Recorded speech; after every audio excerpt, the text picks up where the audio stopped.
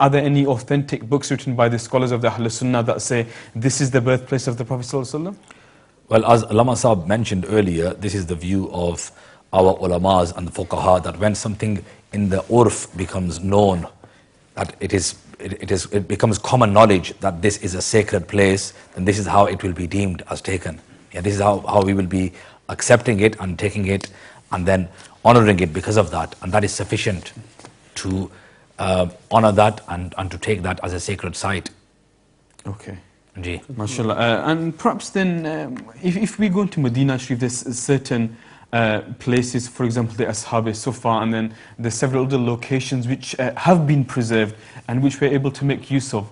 So somebody may raise a question, well, they're doing their best, and we should perhaps work with them rather than against them. Well, I mean, we don't agree with that they are doing their best, because there even appears to be double standards, because as we've pointed out earlier, and it's all fully documented and referenced, and I want to share some more information regarding that in Riyadh Museum. Okay. This is also found on a website called sifiaonline.com. Riyadh is that place which is formerly known as Najd, where the Prophet ﷺ said that the horns of the shaitan will appear from.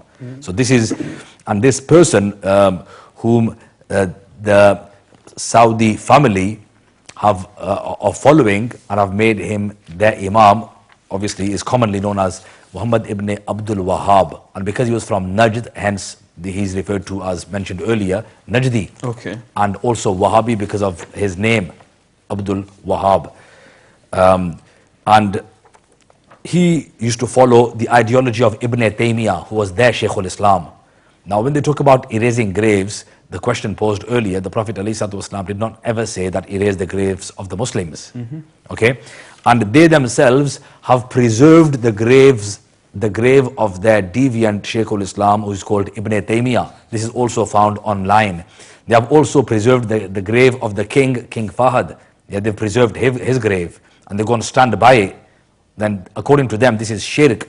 We don't believe that visiting the graves and saying Fatiha to the grave, saying Salam to the grave, it is the instruction of the Prophet ﷺ, and it is in compliance with the Sharia. There is no element of shirk, nor do any Sunnis ever do shirk. This was mentioned earlier in one of the programs, that was hosted a couple of days ago, where they said that they do shirk. No Sunni ever does shirk, even if it's on account of jahalat, it's ignorance. They will do things which they're not supposed to do, but they never believe that person in that grave, in that mizar, in that shrine, as a god. Okay? Now these people, they have preserved the grave of King Fahd. They've even started to preserve the toothsticks, the miswak used by their kings. And there is an agreement between this Ibn Baz, the former mufti, who was literally blind as well, physically, and also blind in beliefs. Even the current mufti of theirs is blind. He has to be from the family of Ibn Abdul Wahab Najdi.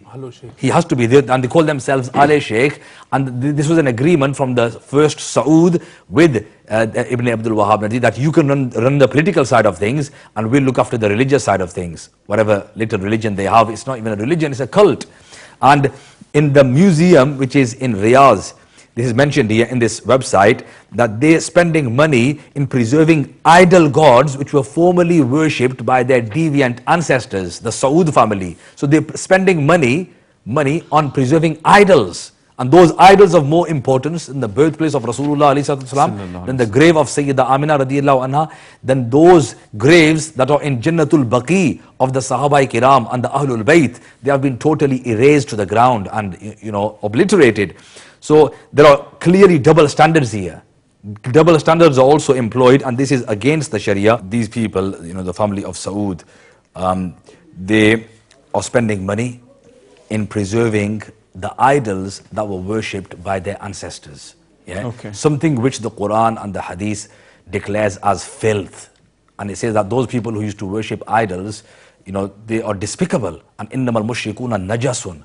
That the mushrik, the idol worshippers, are absolute filth. Okay? Now, with regards to that filth, it's not something you would be proud about, but you would be shameful about.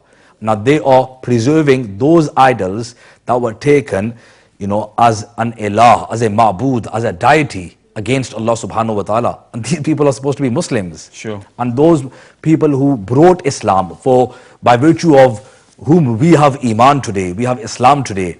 And it is the Ahlus-Sunnahwal-Jamaa'ah who have the correct beliefs. And it is their prerogative to talk about this, not others, because others don't even know the importance. Okay. People who don't even honor the Sahaba-i-Kiram, they're talking about protecting Islamic heritage. That's blatant hypocrisy.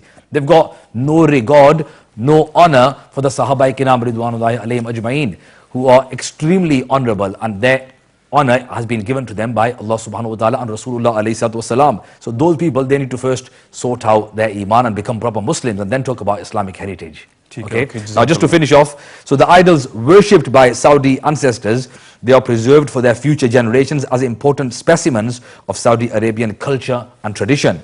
And their department of museums and antiques has undertaken the task of excavating, classifying and maintaining the idols worshipped by Saudi ancestors. This is all found on the website. And the Department of Archaeology at King Saud University in Riyadh, which is formerly known as Najd, is also an important institution which preserves ancient heritage of Saudi Arabia.